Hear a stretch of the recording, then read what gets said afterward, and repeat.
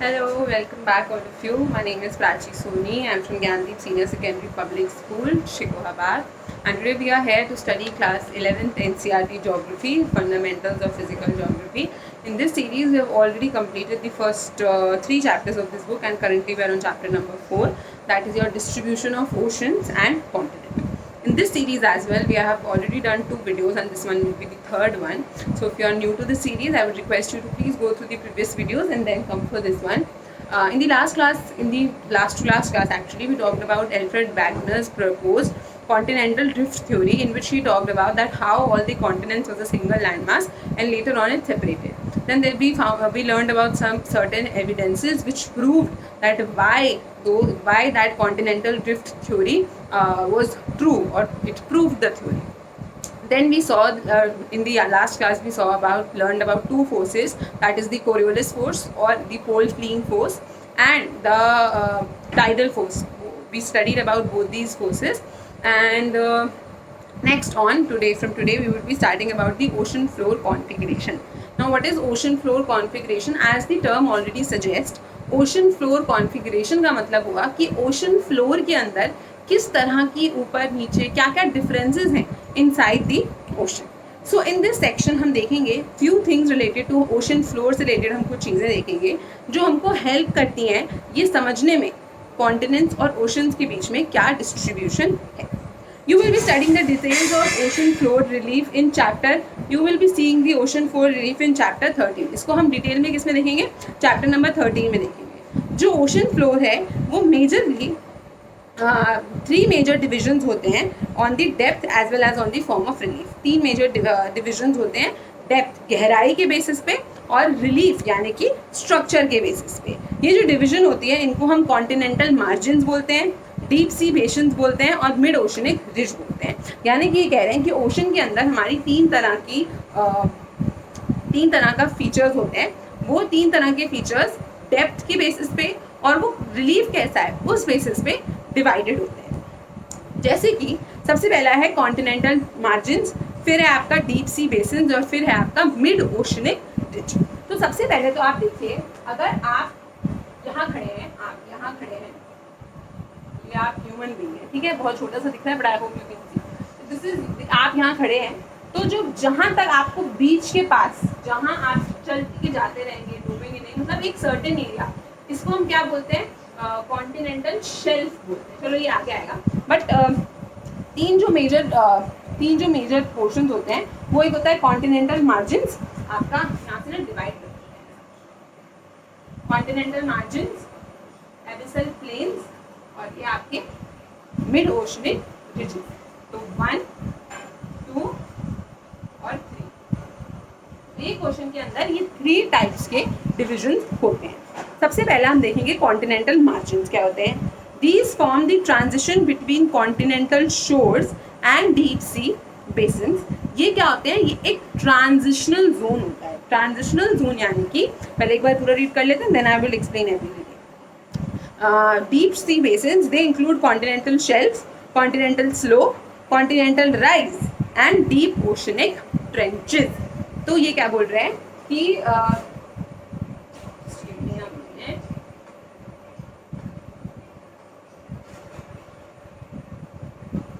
ठीक है, इस तरह से रखते हैं इसको, ट्रेंचेस ये इधर है, ठीक है. सो नाउ 1, 2 and 3 ये आपके 3 सेक्शंस हैं.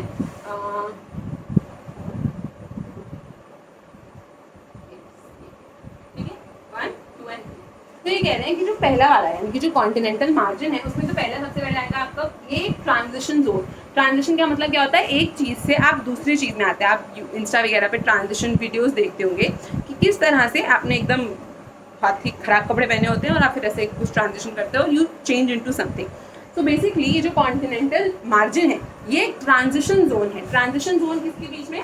अगर आप यहाँ पे खड़े हो, आप अगर कॉन्टिनेंट पे खड़े हो, ज़मीन पे खड़े हो, तो ये एक ट्रांजिशन यानी कि आपको ओशन की गहराई में डीप सी बेसिन और ओशन की गहराई के बीच में जो जगह होती है उसको हम ये कॉन्टिनेंटल मार्जिन्स कहते हैं. कॉन्टिनेंटल आपका शोर यानी कि जो साइड होता है शोर, और आपका ये डीप ओशन बेसिस के बीच का ट्रांजिशन जोन होता है। इसमें क्या क्या आता है आपका? शेल्फ, सबसे पहले शेल्फ। तो ये शेल्फ क्या होती है?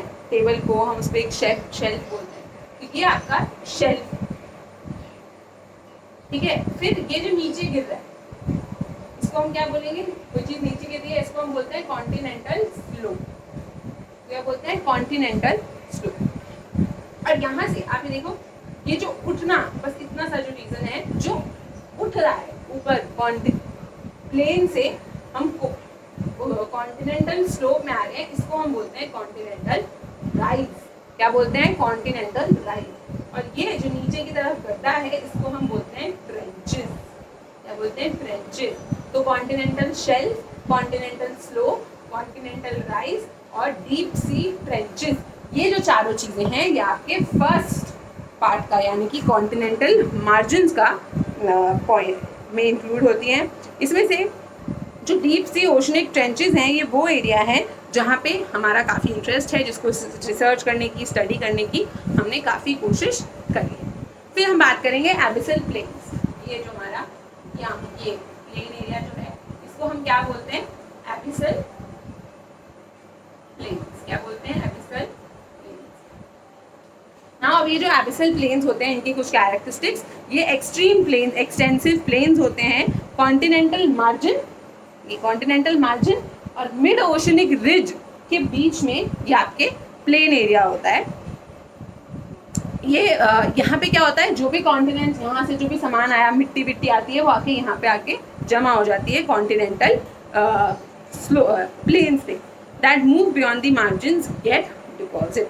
तो जो यहाँ पे डिपॉजिट हो जाता है मार्जिन से जो भी आपका आता है। नेक्स्ट आपकी थर्ड स्टेज यानी कि मिड ओशनिक रिजेस जो हैं, this forms an interconnected chain of mountain system with the ocean. ये एक इंटरकनेक्टेड चेन, माउंटेन्स की एक लंबी सी चेन होती है ओशन के अंदर, with in the ocean. It is the longest mountain chain on the surface of earth, और ये हमारी अर्थ पे सबसे लंबी माउंटेन चेन है। और क्योंकि हम इसको क्यों कंसिडर नहीं करते, क्योंकि ये पानी के अंदर है इसलिए इसको जनरली कंसिडर नहीं किया जाता है। अदरवाइज जो ये mid oceanic ridge Atlantic ocean में है, ये हमारे पानी के अंदर की सबसे डीपेस्ट, सबसे लॉन्गेस्ट पानी माउंटेन की रेंज है। इसमें it is the longest mountain chain submerge under the oceanic water, पानी के अंदर सबमर्ज्ड हैं, डूबे हुए हैं। Central rift system at the crest, a fractioned plateau and flank zone all along its length. तो इसमें क्या होता है? एक क्रेस्ट ऊपर को इस तरह से उठा होता है और आपका ये प्लेट्यू साइड्स में इस तरह का प्लेट्यू, ओके। तो ये plateau region on the sides और ऊपर से एक क्रेस्ट होता है उठा हुआ। ये जो रिफ्ट सिस्टम है the crest is the zone of intense volcanic activity. और यहाँ से क्या निकल के आते हैं आपके, हमने कल परसों की क्लास में पढ़ा था, वॉल्केनोस। और ये वॉल्केनोस क्या करते हैं? ये जमीन में ही सेटल हो जाते हैं, यहीं पे ओशंस में सेटल हो जाते हैं। The rift system at the crest is the zone. In the previous chapter आपने देखा था कि किस तरह से जो मिड ओशनिक वॉल्केनोस, हमने पढ़ा था ना मिड ओशनिक वॉल्केनोस के बारे में, तो किस तरह से जो ये मिड ओशनिक वॉल्केनोस हैं they form a part of your ocean floor configuration. फिर हम बात करेंगे distribution of earthquakes and volcanoes. ये जो मैप दिखा रहे हैं आपको स्क्रीन पे, ये हमें बताता है सीस्मिक एक्टिविटीज़ यानी कि अर्थक्वेक्स और volcanoes through out the world. ऐसी कौन सी जगह हैं जहाँ पे अर्थक्वेक्स और वॉल्केनोज आ रहे हैं। आप देखोगे कुछ डॉटेड एरिया है अटलांटिक ओशन के सेंटर में। अब अटलांटिक ओशन कौन सा है आपका? आप ये जो लाइंस लाइट कलर में आपको लाइंस दिख रही हैं, अफ्रीका के साइड में, नॉर्थ अमेरिका के साइड में, ये आपकी जो डॉटेड लाइंस हैं ये आपकी क्या हैं? ये अटलांटिक ओशन के सेंटर में से parallel to the coast line, parallel to the coast line यानी कि कोस्ट के एकदम साइड में लगी हुई हैं। It further extended into the Indian ocean, आगे जाके फिर इंडियन ओशन में जा रही हैं, म्यांमार से moving into one branch extend हो रही है। फिर ये थोड़ा सा बाइफरकेट हो जाती है, एक ईस्ट अफ्रीका की साइड जाती है और other moving into East Africa and other meeting the similar line from Myanmar to New Guinea. और दूसरी वाली हमारी न्यू गुयाना से म्यांमार जा रही है, म्यांमार से न्यू गुयाना जा रही है। यू विल नोटिस ये जो line of dots coincides with the mid oceanic ridge. आप देखोगे किस तरह से जो मिड ओशनिक रिज हैं उनसे जाके आके मिल जाती है। The shaded belt showing another area of concentration. एक और आप शेडेड एरिया देखिए, जो शेडेड एरिया आपको हिमालयन अल्पाइन हिमालयन सिस्टम में दिखेगा, और पैसिफिक ओशन के साइड में आप देखो जो रिंग ऑफ फायर लिखा है, तो यहाँ पे भी कुछ शेडेड लाइन दिया है जो डीप अर्थक्वेक जोन्स दिखा रहा है। सो ये बता रहा है Alpine Himalayan system and the rim of Pacific Ocean. यहाँ पे क्या है, अर्थक्वेक की probability है। In general, the foci of earthquakes in the area of mid-oceanic ridges are at shallow depths, whereas along the alpine Himalayas, ये बोल रहे हैं कि जो मिड ओशनिक रिजेस के अंदर से वॉल्केनो आ रहे हैं, उनकी जो डेप्थ होती है, यानी कि वो बहुत ज़्यादा नीचे से नहीं आते हैं, ऊपर ऊपर से ही आ जाते हैं। बट जो एल्पाइन हिमालयाज हैं, वहाँ पे जो अर्थक्वेक की डेप्थ है वो काफ़ी नीचे तक है, डीप सीटेड वंस हैं। जो मैप ऑफ वॉल्केनोज, ये भी कुछ सिमिलर पैटर्न दिखा रहा है। The rim of Pacific is also called rim of fire due to extensive of the active volcanoes in this area। तो ये जो आपके रिंग ऑफ फायर के साथ में, ये रिंग ऑफ फायर जहाँ लिखा है, देखो आप किस तरह से एक पूरा रिंग बन रहा है, डार्क जो डॉट ब्लैक्स हैं आपकी, ये वॉल्केनिक इरप्शंस यहाँ पे हर जगह पे होते हैं। सो ये सेम पैटर्न आपको वॉल्केनोज के लिए भी दिखेगा। Now let us understand on a board.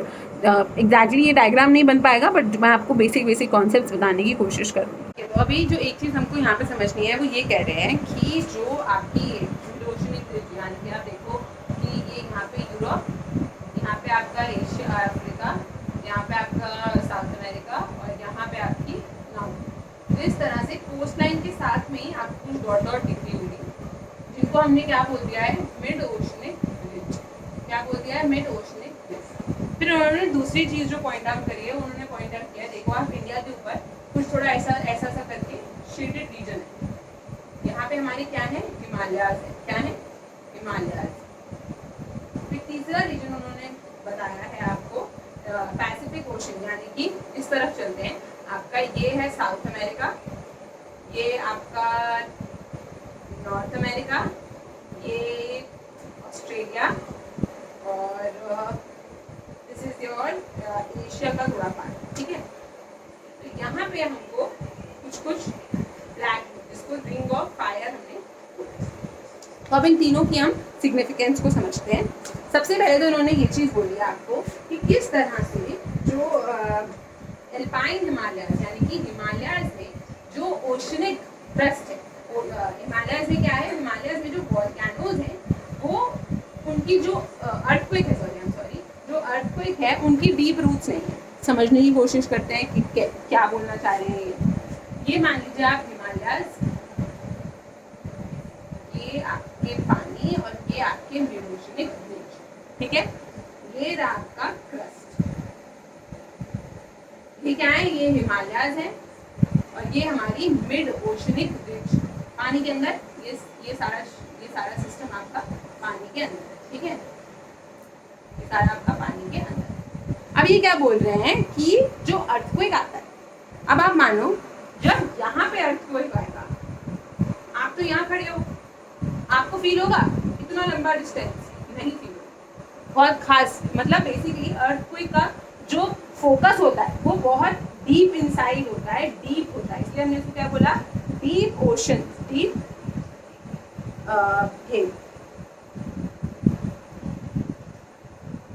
Deep seated ocean, deep seated ones बोला है, ये डीप सीटेड है। अब यहाँ पे आप यहाँ खड़े हो, और यहाँ पे अगर अर्थक्वेक आएगा तो ये तो आपको फट से पता चल जाएगा क्योंकि बहुत पास में है।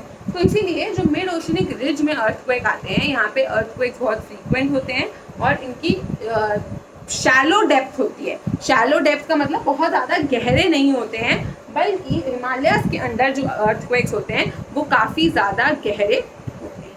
ये कॉन्सेप्ट को आप जितना अच्छे से समझेंगे उतना आगे जाके आपको बेटर चीज़ समझ में आएगी। फिर उन्होंने एक चीज़ और बोली है, वो बोली है वॉल्केनोस के बारे में। वॉल्केनोस का इन्होंने क्या बोला है कि एक रिंग ऑफ फायर है। क्या है, रिंग ऑफ फायर, तो ऐसे ही नाम रख दिया है उसका क्योंकि वॉल्केनोस है, वॉल्केनोस में से लावा निकलता है, गोल्डन फायर की जैसा दिखता है, इसलिए हमने इसको रिंग ऑफ फायर बोल दिया है। बट एक्चुअली में इसका रिंग से इनका क्या सिग्निफिकेंस है कि यहाँ पे आपका ऑस्ट्रेलिया, यहाँ पे आपका एशिया, यहाँ पे आपका नॉर्थ अमेरिका, और यहाँ पे आपका साउथ अमेरिका। तो यहाँ पे हमारे क्या है, वॉल्केनोस है, बहुत सारे वॉल्केनोस हैं यहाँ पे, बहुत सारे, इसलिए हमने इसको क्या बोला है, रिंग रिंग ऑफ फायर। क्या बोला है? Ring of fire. नाउ ये जो आपकी ring, I am so sorry, ये जो आपकी रिंग ऑफ फायर है ये क्यों है? ये वॉल्केनोज के लिए। किसके लिए है? वॉल्केनोज के लिए। यहाँ पे हमारे वॉल्केनिक एरियाज है, वॉल्केनिक इरप्शन यहाँ पे बहुत ज्यादा होती है। ये तो हमारा डिस्ट्रीब्यूशन हो गया अकॉर्डिंग टू मैप। फिर sea floor spreading. Sea floor spreading का कॉन्सेप्ट पढ़ेंगे हम। सी फ्लोर स्प्रेडिंग होता क्या है? सी फ्लोर, फ्लोर यानी कि सी के अंदर की जमीन, स्प्रेडिंग यानी कि उसका स्प्रेड होना, उसका फैलना, उसको हम क्या बोलेंगे? सी फ्लोर स्प्रेडिंग। जैसे हमने ऊपर देखा, जो पोस्ट ड्रिफ्ट स्टडीज यानी कि कॉन्टिनेंटल ड्रिफ्ट के बाद जो थ्योरीज बताई गई, provided considerable information that was not available at the time. उसने कुछ ऐसी इंफॉर्मेशन दी जो वेगनर के टाइम पे अवेलेबल नहीं थी। पर्टिकुलरली जब हमने ओशन फ्लोर की स्टडी करी, पेलियोमैग्नेटिक स्टडीज ऑफ रॉक यानी कि ओशंस के अंदर रॉक्स होती हैं, उनकी जब हमने स्टडी करी तो हमको कुछ फैक्ट्स पता चले ओशन के बारे में, जिससे हम सी फ्लोर स्प्रेडिंग का कॉन्सेप्ट को डायरेक्टली लिंक करेंगे।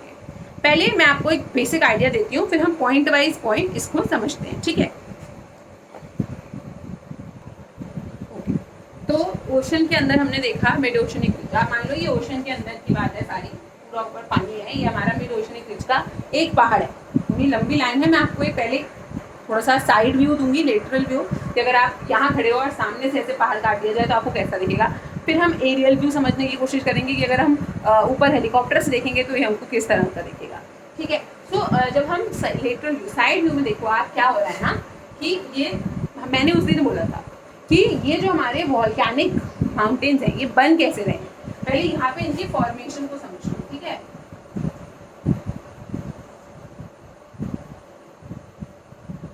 सो ये हमारी दो प्लेट्स अभी नहीं होंगी, ये दो प्लेट्स। फिर क्या होना शुरू हुआ? ये दो प्लेट्स इधर और इधर खिसकना शुरू हुई।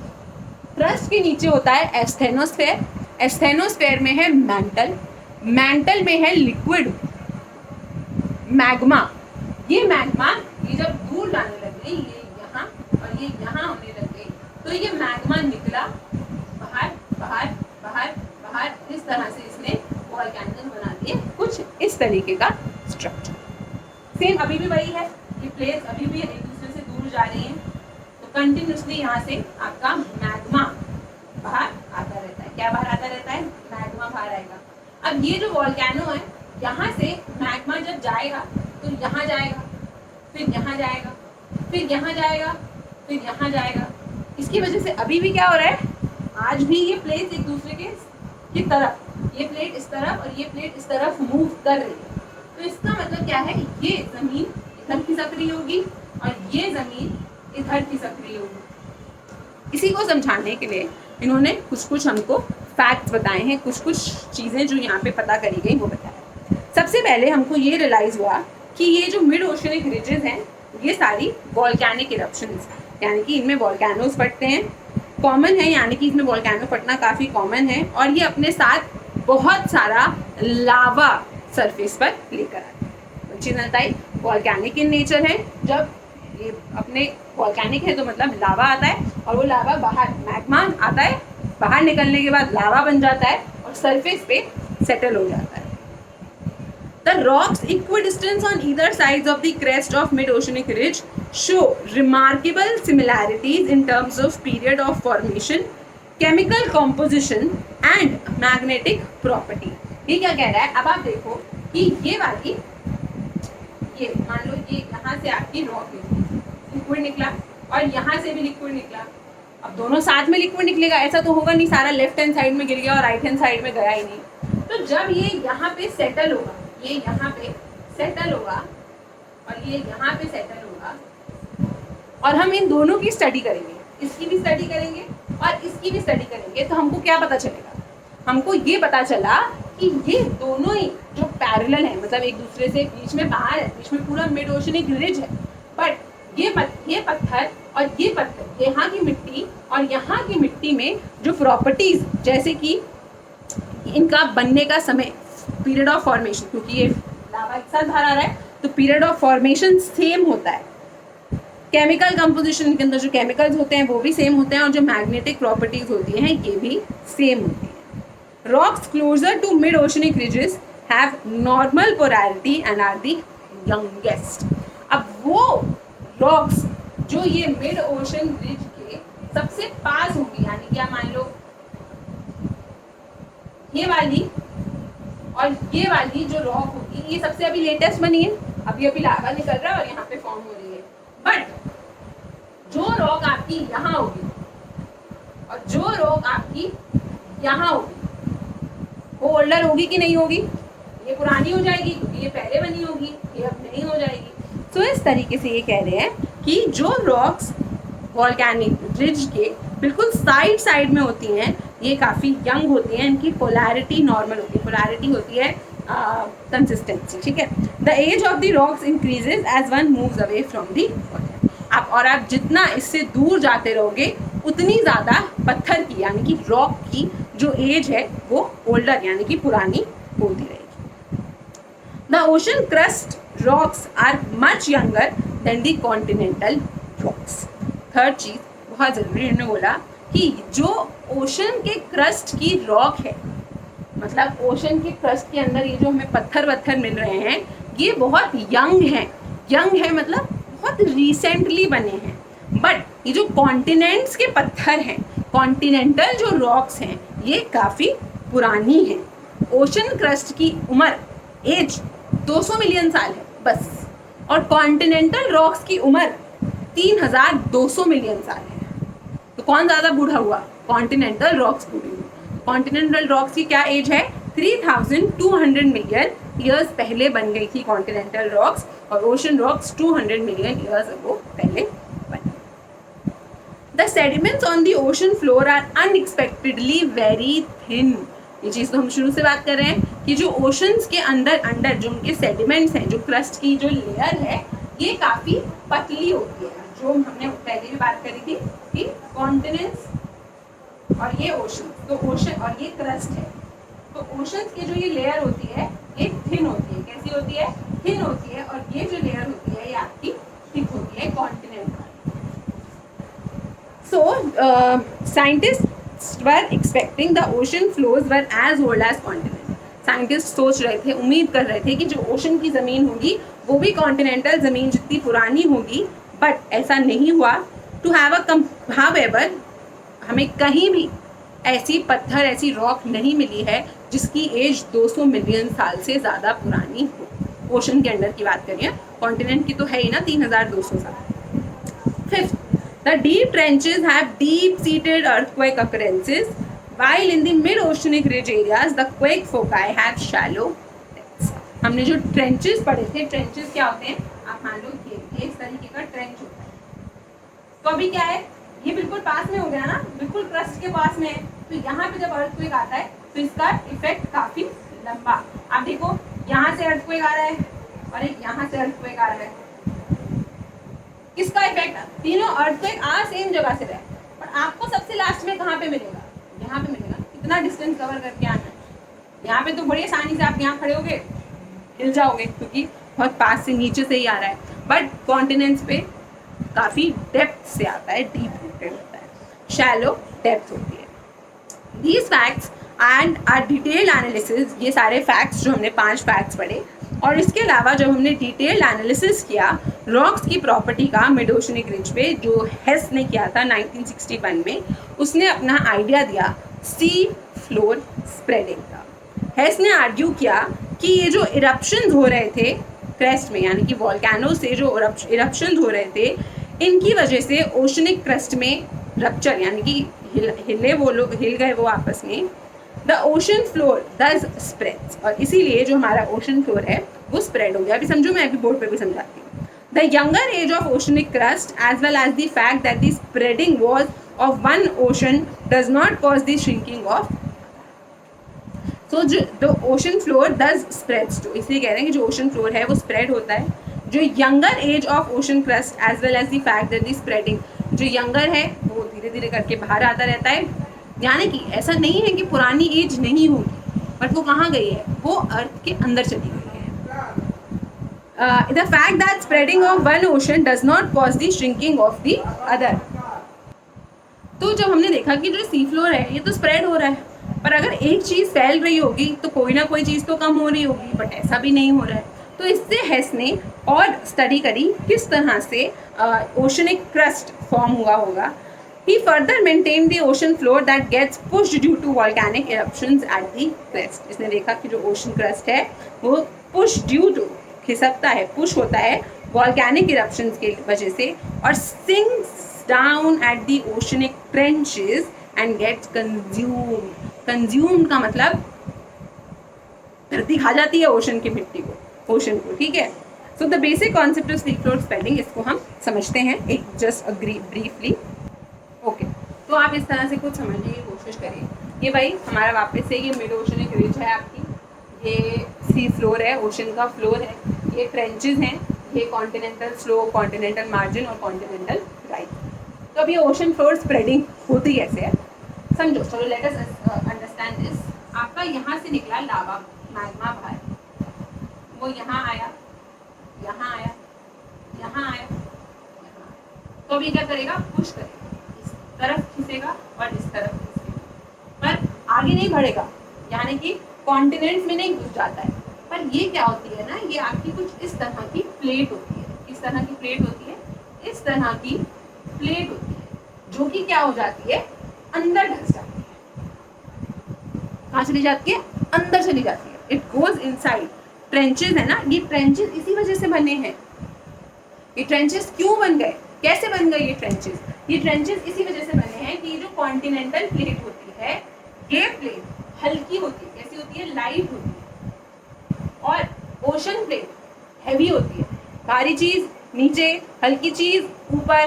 तो ये भारी है और ये इसीलिए आपकी ओशनिक प्लेट नीचे सिंक कर जाती है और कॉन्टिनेंटल जो प्लेट होती है वो ऊपर ही रह जाती है.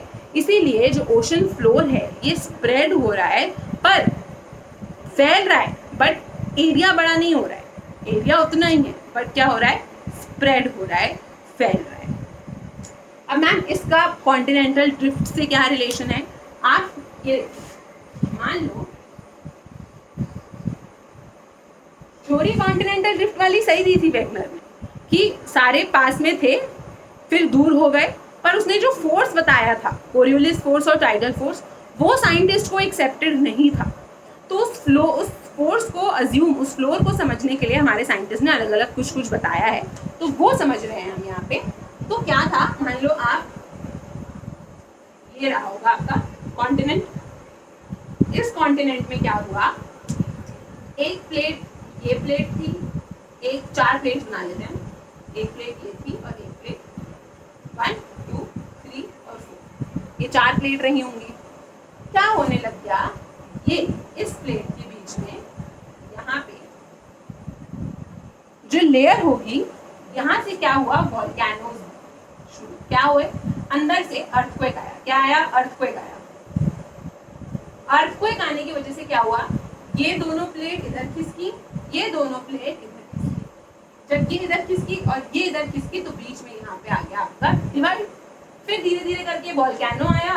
वॉल्केनो, इसके बीच में बात करें, वॉल्केनो बन गया, मैग्मा लावा निकला. फिर धीरे धीरे और वो स्प्रेड हुआ, और दूर गया, और दूर गया. दूर जाते जाते ये डिस्टेंस आपका इंक्रीज, और फिर एक पॉइंट के बाद ये सारे आपस में प्लेट्स थी वो अलग अलग. टुमारोज क्लास और may be day after tomorrow की क्लास में हम इन टेक्टोनिक प्लेट्स को समझेंगे. टेक्टोनिक प्लेट्स अगर आपको समझ में आ जाएंगी तो आपको ये पूरा कॉन्टिनेंटल ड्रिफ्ट, सी फ्लोर स्प्रेडिंग, ये सारा कॉन्सेप्ट अच्छे से समझ में आ जाएगा. So that's it for today. Thank you for having me. Please hit the like button, do comment, compliment and your suggestions in the comment box. Thank you and have a nice day.